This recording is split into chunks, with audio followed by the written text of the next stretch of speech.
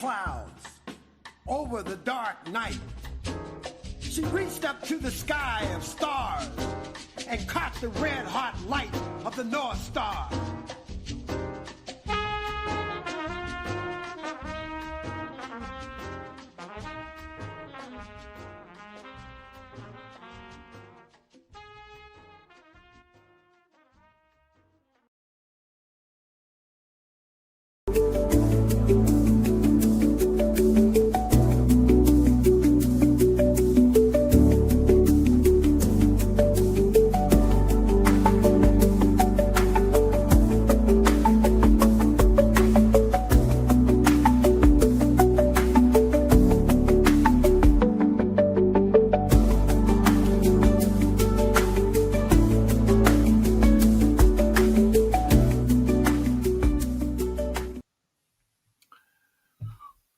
Greetings and welcome back. As always, you know, it has been reported that Trump's 20-point plan to end the war in Gaza was accepted by Israeli Prime Minister Netanyahu.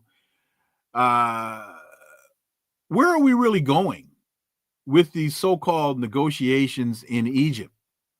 Let's connect some dots and find out.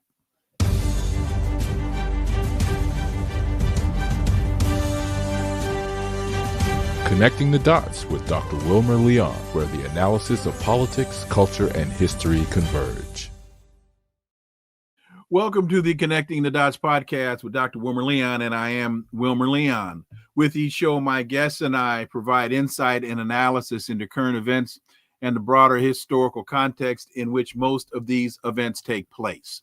I want to quickly look at a couple of today's headlines. First of all, the president has called for the jailing of Illinois officials, accusing them of not doing enough to ensure the safety of federal immigration officers who are conducting raids in Chicago. He posted on social media that Chicago Mayor Brandon Johnson and Illinois Governor J.B. Pritzker, both Democrats, quote, should be in jail for failing to protect ICE officers, end quote. And we know that he has previously called Chicago a war zone amid protests against immigration enforcement. And I think it's very important to always remember, as far as I know, neither the governor of Illinois, Pritzker, or the mayor of Chicago, Johnson, are under any legal obligation to protect the forces that they haven't called for, but that Trump has just arbitrarily decided to send to Chicago. On the 25th of September, there was an international forum denouncing war and calling for global security from Venezuela to Palestine, a powerful message of international solidarity, echoed through this packed assembly hall at Manhattan's Riverside Church, of course, where Dr. King delivered the famous Time to Break Silence, Why I Oppose the War in Vietnam. The forum was entitled No to War Against Humanity from Venezuela to Cuba, Nicaragua, and Palestine. It brought together diplomats, activists, and community leaders to condemn escalating warfare and build a united front for peace. So what we really see happening here is a galvanizing of forces and entities, as well as countries that under other circumstances may not have been motivated to form the alliances that they have. And finally, folks, the U.S. has spent over $31 billion aiding Israel in the past 2 years. They spent $27 billion in military aid and another 10 on wars defending Israel. This is from the War Project at Brown University. So while the government decides that they've got to cut back on social safety net programs and we've got to shut down the government, and now Donald Trump is he says he wants to eliminate waste, fraud, and abuse. Well, $30 billion over 2 years, I would call waste, fraud, and abuse. On today's episode, the issue before us is what's really going on the ground in Egypt with these negotiations. The BBC reported Hamas has agreed to release remaining hostages, but says it's seeking further negotiation on a number of other points. Have they really? And that question is not rhetorical. I really don't know the answer to that question. So let's turn to my guest. He's an award-winning journalist. He's an analyst. He's an activist. He's the creator of Free Palestine TV, which you can see at freepalestine.video. He is none other than Laith Marouf, my brother, as always. Welcome back. Great to be with you, Wilmer. Thank you very much for having me. So let's start with this 20-point peace plan. And when you saw the video of Trump and Netanyahu standing there, and Trump talks about his peace panel and all, what went through your mind? What went through my mind? Well, that you can say in a forum like this. Yeah. I mean, thankfully we're not on air on a licensed station, so we can say a lot of things that probably the FCC wouldn't be happy about, especially under the rule of Trump. But clearly, it showed who's in charge on the one hand, that the United States would practically, speak as if it's Israel. This plan is unimplementable. It is unrealistic. It's not a peace plan. It's a surrender proposal. And obviously, we already have now responses from Hamas over the last few days that said they will never give up weapons of resistance until there is the condition of end of occupation and the creation of a Palestinian state that can defend itself. So there is really no way the genocide is going to stop through a peace, quote unquote, process that the United States, the main funder of the genocide, is the one that dictates this supposed peace process. So I'm glad that you brought up in the beginning of the show how much the United States officially admits to spending on maintaining the Zionist colony over the last 2 years and its genocidal operations. But that number is obviously a fraction of reality because there's all the black money being moved that is not accounted for with the CIA and other operations.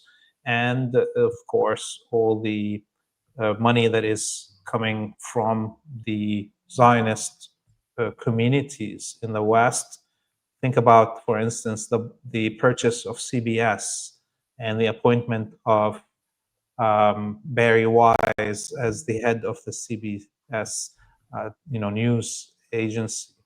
That is an expense by the Zionist billionaires to maintain the Zionist colony. So actually, if we count what probably was spent by European Union, by the UK, Canada, Australia, New Zealand, and others to maintain the Zionist colony over the last 2 years, it's probably closer to $250 billion. Think about even those influencers that were just paid $7,000 per tweet by Netanyahu to propagate for the Zionist colony, how much the budget of that is by now over the last 2 years. So I want to go back to this point. Did Hamas agree to release the captives? Because based on what we were hearing here, one would have expected this would already have been done. I mean, they were making this out to be, and I mean, there are a number of, in fact, I got it right here. Trump warned of complete obliteration. Oh, that's not. Anyway, there are just all kind of stories that this has been agreed to. As far as you know, have they in fact agreed to this?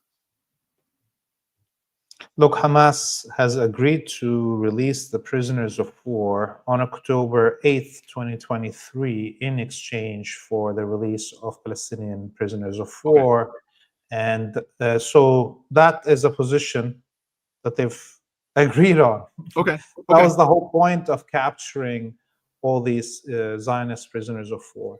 Look, Hamas also is right now trying to absorb the propaganda machine that was released with Trump's quote unquote peace proposal. Mm-hmm. So, we also see Netanyahu's interviews with Israeli media over the last week talking about that this is all bull, and that the minute he quote unquote gets the hostages, which are the prisoners of war, that he will continue on the campaign to destroy Gaza and destroy Hamas. So there is neither the Americans or the Israelis really want a ceasefire. The Americans and the Israelis were attempting to make it look like Hamas is refusing ceasefire. So what Hamas had to do, and is doing correctly, is make sure that they can diffuse this and return to the real issues. And that's what happened right now. We're talking about exchange of prisoners, cessation of the genocide, and the creation of a Palestinian state. And also Hamas knows that the Egyptian negotiators are vassals of the Zionists, of the Americans, and they have to play their pressure also. We just saw a few hours ago a statement by the Egyptian dictator Sisi saying that he invites Trump to come to Egypt to sign a peace agreement if and when it is agreed by Hamas. I tell you, there will be no cessation of the genocide and or this war, and we're going to continue. The U.S. was attempting to stop maybe the war in Gaza to prepare to attack Iran or Lebanon or Yemen or a combination of those. Thus, the Palestinian resistance have no choice but to diffuse this attempt while it continues to fight. This has been labeled as a negotiation. And negotiations to a great degree are based on leverage.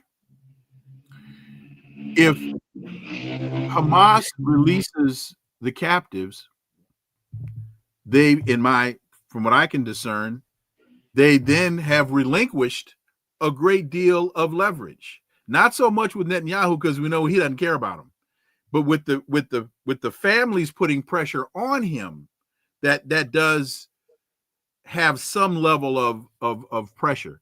How can people keep talking about guarantees? How can Hamas trust anything that Netanyahu says while they're negotiating, he's still killing Palestinians? Sent a missile into Qatar, 10 days ago, killing Hamas negotiators. Donald Trump pushes the button on Soleimani when he's on a peace mission trying to bring rapprochement between the Saudis and the Iranians. How can Hamas trust anybody in the room? As Ghassan Kanafani, the assassinated Palestinian writer, said, the negotiations that the West requires of the Palestinians is a negotiation between the sword and the neck. And therefore, there's an impossible situation. I think the Palestinians have changed the world. By the way, obviously, we are 2 years since the beginning of Al-Aqsa flood on October 7th. Today's October 8th, which is the day that Hezbollah and the Lebanese resistance began their solidarity operations, and it's also the commemoration of the assassination of Che Guevara by the CIA. And in this context, in the context of talking about the mounting costs for the empire as a whole to maintain this Zionist colony and this genocide as we see, and these military operations, we must salute all the martyrs over the last 2 years, civilian and military warriors that fought on the fronts in Palestine, Lebanon, Yemen, Iraq, Syria, and Yemen. Mm-hmm. We must also remember that actions like October 7th that are clearly shocking to the colonizer, to the imperialist, white supremacist, Jewish supremacist mentality. On the one hand, they shake the foundation of imperialism. As we saw, the whole world has changed since October 7th. We live in a different era right now. October 7th is a marker in the 21st century, as much as the World War II was a marker in the 20th century. And the tectonic actual effects of this, you mentioned the deployment of the National Guard by Trump against the will of state governors and mayors. These are all the beginnings of the civil war that is coming in the United States. And this wouldn't happen without October 7th. October 7th has revealed everything to humanity. There's no more weight of eight centuries of propaganda that the West has managed to instill in the minds of humanity.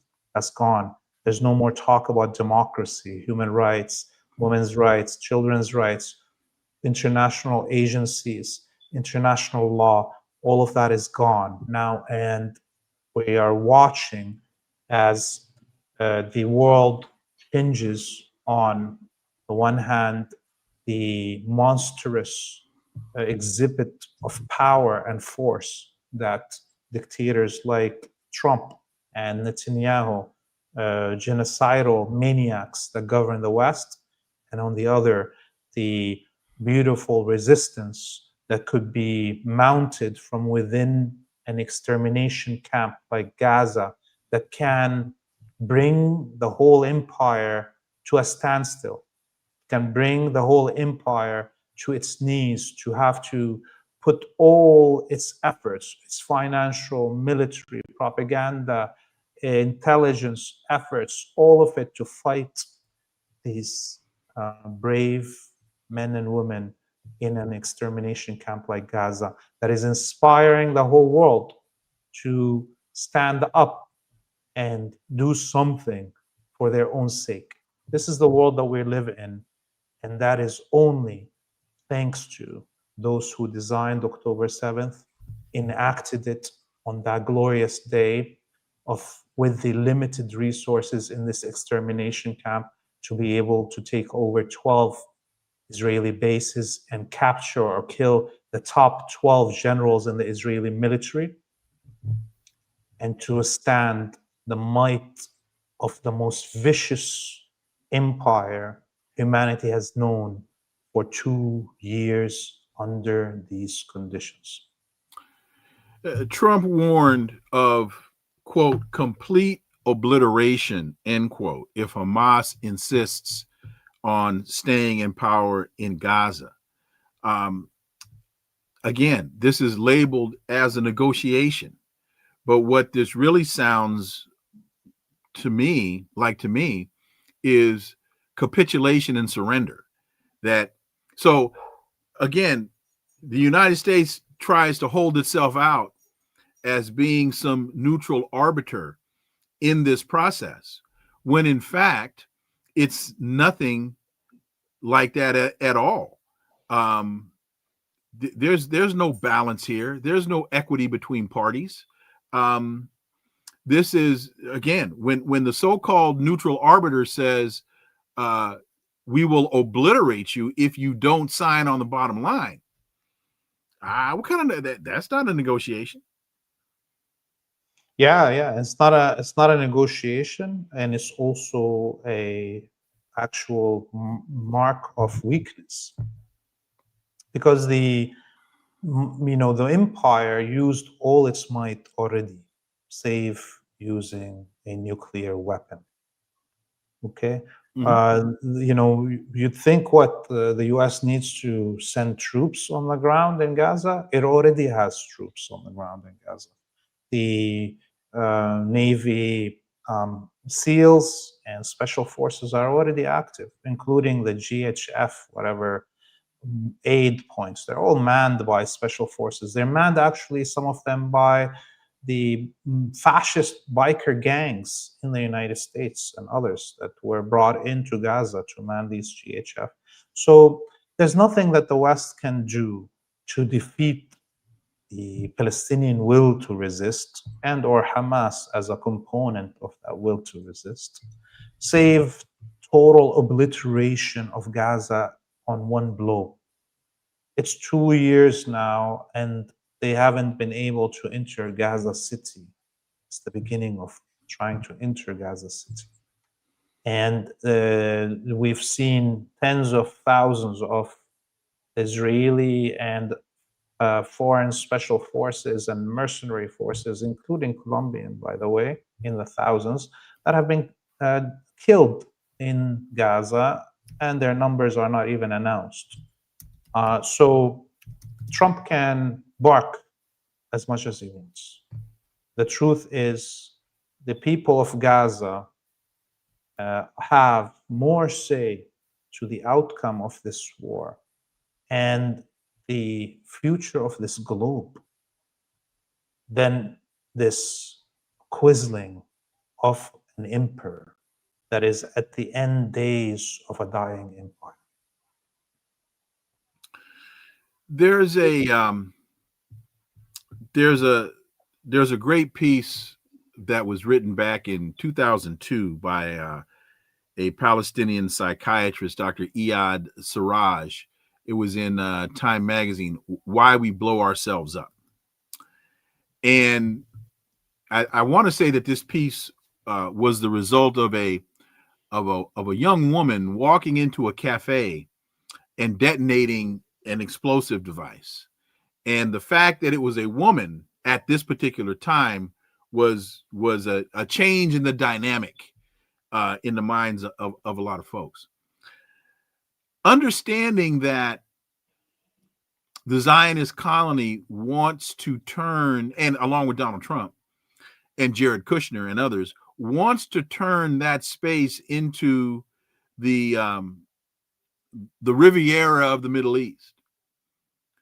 Who in their right mind would even think to go there if they were successful in moving the Palestinians out, clearing all the debris, not to mention the contamination that will be there for who knows how long, and erecting hotels and beachfront properties?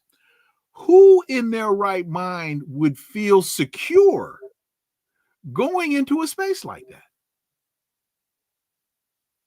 Yeah, you remind me of one of the Algerian leadership of the National Liberation Front that was captured by the French during the Algerian Revolution. And before his execution, they asked him to condemn, quote unquote, the terrorism. And he told them, give me your bombers and you can take are baskets which they used to put the explosives in, and put them in places where the colonists were. So this is the truth. You know, as Fanon would say, it is the colonizer that makes the decisions through their form of colonization of what kind of resistance Mm-hmm. the indigenous will fight. So the more vicious and the colonizer is, and the bigger the disparity is in the military power of the colonizer versus the colonized, the more desperate the actions would be. But I want to say here that the Palestinian people right now have actually achieved a lot. The change that we see in these opinions wouldn't have happened if the Palestinians gave up. And of course, we look at the surveys of German public, which is the most propagated public in the West, with all the guilt of the Holocaust. Right now, over 60% of Germans say Israel is committing a genocide.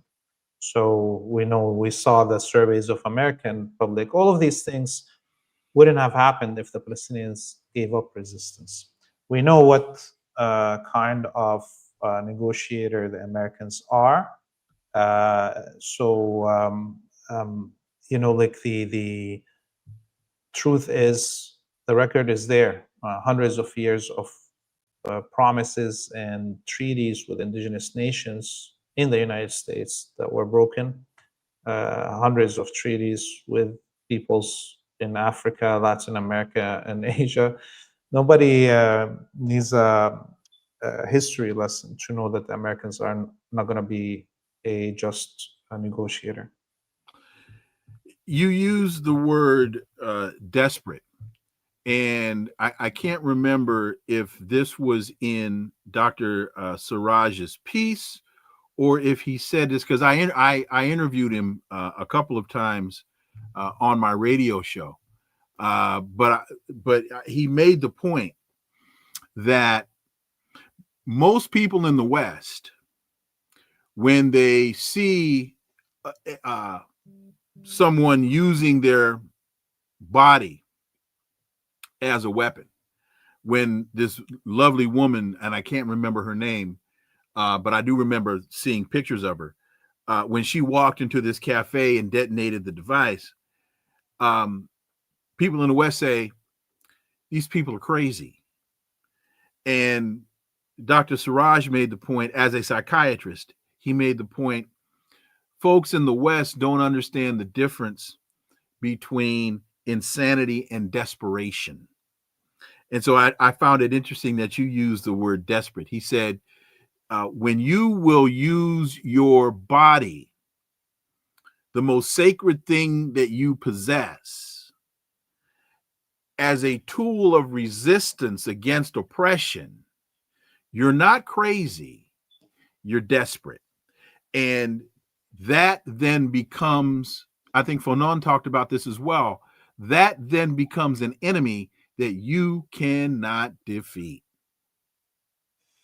Yeah, I think I may regret saying the word desperate, because actually, if you think about it, what's insane is to think that you are superior to other people. Mm-hmm. What's insane is to think that you can go from New York, land in Palestine, kick out people from their home, steal their land, kill their children, and not to be resisted. What's insane is to think that you are a chosen people, that you have a manifest destiny. What's insane is to think that you are better than others, other nations, other races. What's insane is to accept slavery. What's insane is to, accept to be less than, to watch your children and wives and husbands be mistreated and killed. That's insanity. It's not desperate, actually, to take action, even at the risk of your own life. Mm-hmm. That actually is the most sane decision one can do in order to save their loved ones. Okay? It is also the most courageous thing to take military action against a superior military foe that has all the might of 600 years of colonial power behind them, looted resources of continents, and bodies piled up for 600 years, hundreds of millions of dead before you, and you still stand up. This is the height of courage. The height of courage is to walk as a woman, an Algerian woman, in the city of Algiers in 1960 something, between French men that are staring at you as a sexual object, and walk into a cafe purposefully looking like you are a sexual object, and putting down a bag full of explosives and blowing to smithereens 600 years of French supremacy. That is the height of courage and the most sane decision to make. So I take that back, my words of that this is a desperate move. It is actually the most courageous and logical thing to do with the circumstances you're in and with the limitations you have in terms of your military technology that you have in your hand. So the women of Algeria, the women of Palestine, the women of Lebanon, and other places that carried arms under those conditions are the most courageous of us. We keep hearing the reports and the descriptions of what's transpiring between the United States, Israel, and Hamas. But I've got to think that Ansar Allah is on the periphery, and I'll use that to be kind. Where are they in this, Laith Marouf? Yeah, Is that a sensible question to ask? Yeah, Ansarullah and the armed forces of Yemen, as well as the resistance in Lebanon and the Iranian state and military forces, all said that they will follow anything that the Palestinians decide, and because obviously only the Palestinians in Gaza know what is the conditions there, what's the true numbers of martyrs and their military capabilities to be able to resist longer. And that's one thing. And the other is that the Yemeni armed forces are still continuing their operations. Just yesterday, almost every day right now, there's missiles and drones flying from Yemen, hitting targets inside the Zionist colony. And they're using their most advanced weapons, their hypersonic multi-warhead fracturing missiles that are causing huge damage both in Eilat and the military bases in the Naqab, and in Jerusalem. A few days ago, they hit military targets inside Jerusalem, the Yemeni armed forces. So I think the resistance axis will continue to provide military assistance specifically from Yemen because of how much more expensive Zionist operations are to retaliate to Yemen in comparison to, let's say, Lebanon. And we're also all on the edge right now with the possibilities of the United States launching a war against Iran with Netanyahu's prompting, and or a multi-front war with Yemen and Iran and Lebanon, or a combination of that. So the all of this comes in, a timing coinciding with this supposed peace proposal of Trump and the negotiations with the resistance in Gaza. And I think Trump was hoping that Hamas will just buckle, and or the Palestinian resistance will just buckle, and then he can have the ability to concentrate on this bigger war that Israel wants. And Hamas is definitely not going to play that part. In fact, thank you for bringing up the Israeli side of the Iranian side of this, because that's where I wanted to go next. I've been reading stories and reports that Iran is being very, very clear, and I want to say even more demonstrative in their language, saying we're not going through this with you again. Some have said that the Iranian missile defense systems were depleted, and that one of the reasons why the United States is looking to go in now is because there's a there's a depletion in their missile defense. Others have said, "Oh no, they're fully stocked and ready to go," which is why the United States hasn't gone yet. Any insight, first of all, into the language coming out of Iran, which again to me is much more direct and clear about, we're not doing this with you guys again.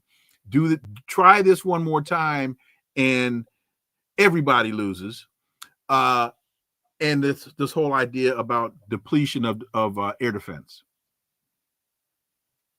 Yeah, I mean, look, the first war there was just 12 days. And in those 12 days, Iran, until the last few days, was using its older stockpiles of weapons.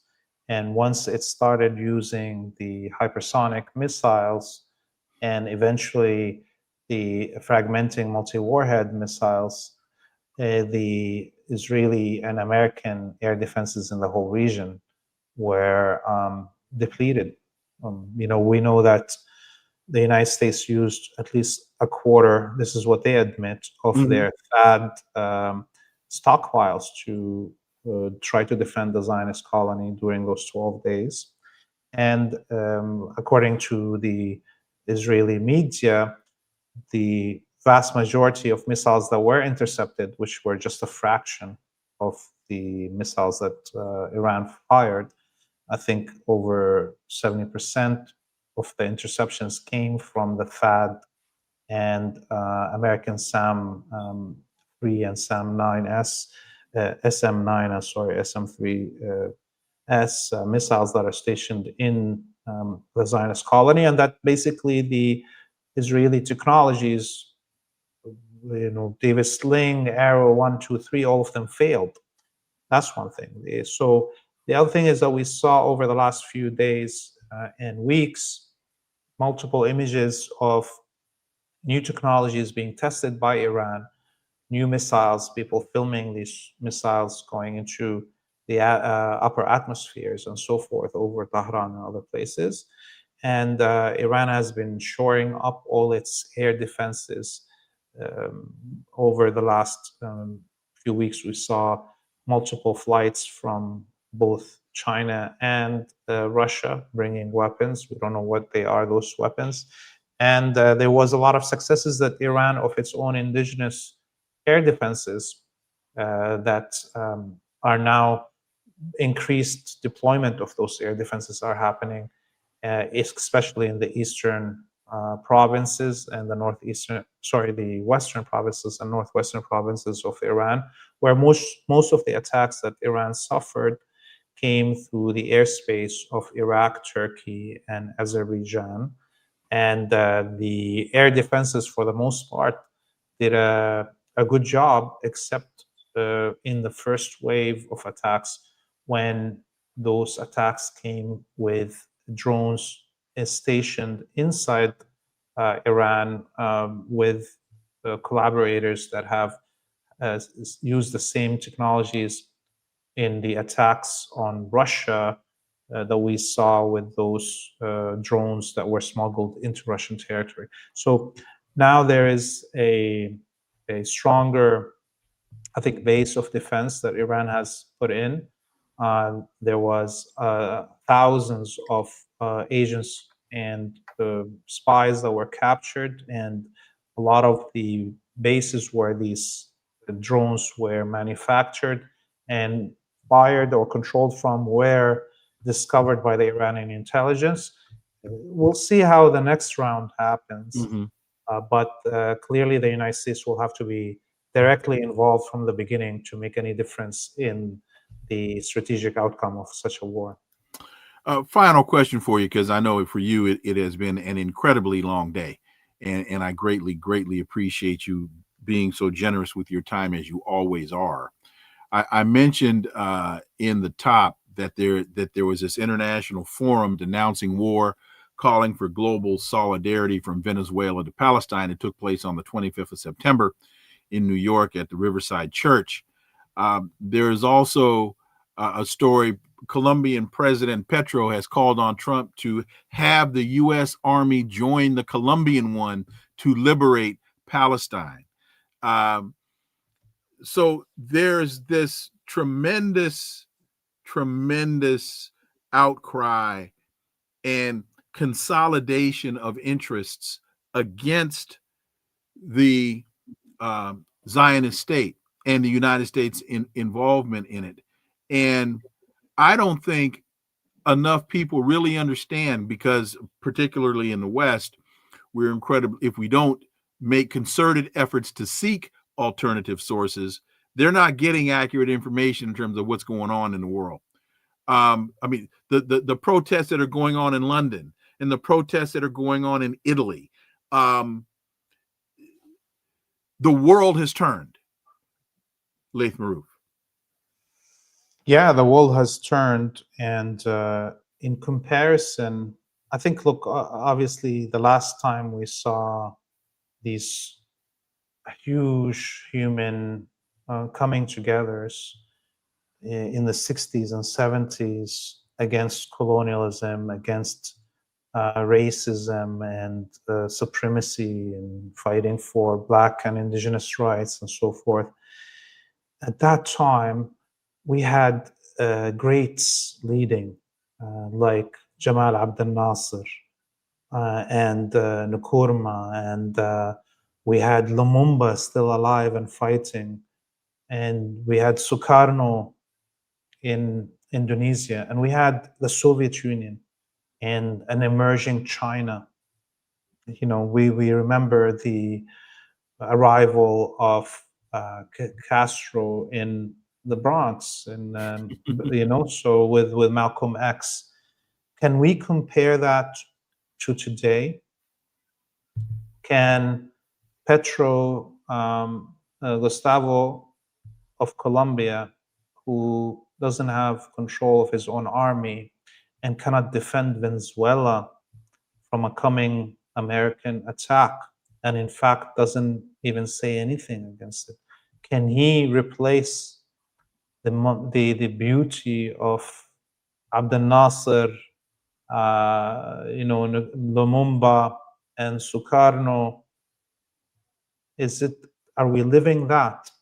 What is actually amazing about the day we're living in comparison to that day is that this global consciousness is coming in the absence of great leaders like Khrushchev of the Soviet Union, and Tito and Nero and Nasser in our midst.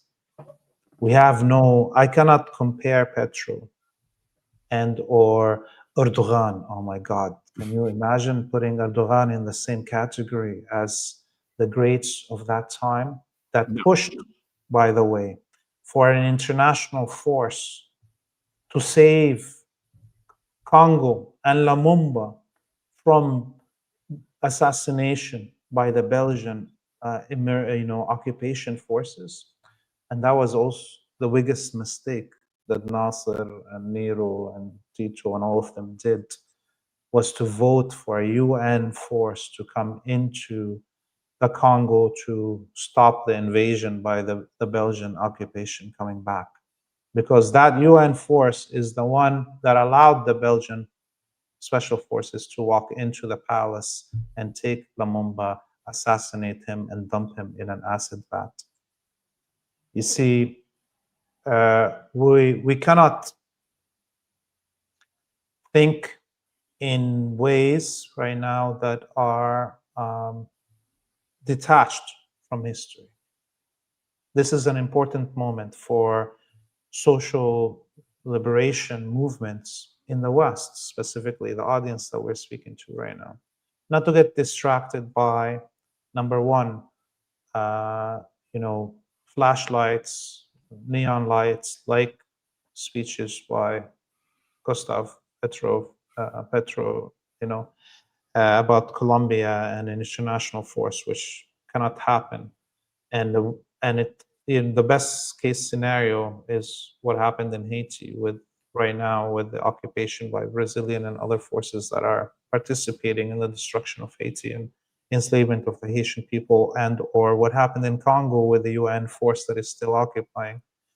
We need citizens of the world who are all now together, have a collective consciousness that wants to end the genocide in Palestine and end the existence of a Zionist colony, to concentrate within their own states, to end the complicity of their states. There's no magic solution with some force coming all the way from Colombia or Indonesia to come to liberate Palestine, when the axis of resistance at the gates of Palestine was left alone to fight and lost its most precious of leaders in this defense, and none of the Colombia or Indonesia came to save them at that time or help in that moment. Do you think they'll come now when the actual axis of resistance is weakened? So people in the West must understand the coming fascism also in their own midst, like those National Guard invasions that are happening and the mass catch scenarios and deportations into concentration camps in El Salvador and other places are happening, is resistance within. Trying to liberate Palestine requires you trying to liberate yourself. If American citizens stand up for themselves, as their Second Amendment says, and defend their own liberties against fascism and the use of their military to mass kill people around the world, you will be saving Palestine. You will be saving yourself. And that's what we need Western audiences to understand, that they need to get up and take action to end fascist rules of their own state, which will help Palestine. Take us out, letting people know what's going on with Free Palestine .video and some of the latest interviews that you've done, and how people can contribute to your effort. Thank you, Elmer, for giving me this chance. I just want to say that Free Palestine TV is demonetized on all platforms, and our numbers are throttled, but we know that the most dedicated revolutionaries around the world in every country are watching our content, and we're producing this content from the field here in Lebanon to get everybody to understand the realities of the actions of the imperialists and the Zionists, and the resistance and resilience of the people. We've done, just interviews just released yesterday with the father of one of two engineers that were assassinated by the Zionist military. There's that were helping in the reconstruction, civilian engineers. in the reconstruction of South Lebanon. We are following up, of course, on the pressures of the puppet prime minister here in Lebanon, Prime Minister Nawaf Salam, that is trying to shut down resistance and even arts and culture productions that are supportive of the resistance. You can follow all our content on freepalestine.video. We're available on all social media platforms, YouTube, X, Rumble, Instagram, Telegram, under Free Palestine TV, and you can find us there. And so please donate. This is the only way our content is sustainable. We don't have any sponsors, and as I said, we're demonetized on all platforms. We appreciate every dollar that is donated to us. It's helping bring these stories to the world. Laith Marouf, my brother, as always, appreciate it, man. Again, long day for you, and you gave me some very precious time. I truly appreciate it. Thank you. Anytime, Ulmer. See you soon, Habibi. You got it, brother. All right, folks. I want to thank my guest, Laith Marouf, for joining me today. Thank you all so much, as always, for participating in the Connecting the Dots podcast with me, Dr. Wilmer Leon. And yes, Cherie, I do remember the Mills brothers. And I remember the Mills brothers on the Ed Sullivan Show. That's where I saw them. I didn't see them on Jack Benny, but I did see them, the Mills brothers, on the Ed Sullivan Show. And yes, you are correct. Phenomenal group. New episode tomorrow. Gerald Pereira will join us from Ghana tomorrow. So, folks, leave a review, share the show, subscribe, follow us on social media. All the links are there below. And remember that this is where the analysis of politics, culture, and history converge, because talk without analysis is just chatter. And we don't chatter here on Connecting the Dots. See y'all tomorrow. Gerald Pereira will join us. Until then, I am Dr. Wilmer Leon. Have a blessed remainder of your day. Peace.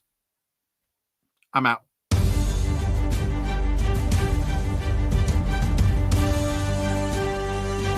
Connecting the Dots with Dr. Wilmer Leon, where the analysis of politics, culture, and history converge.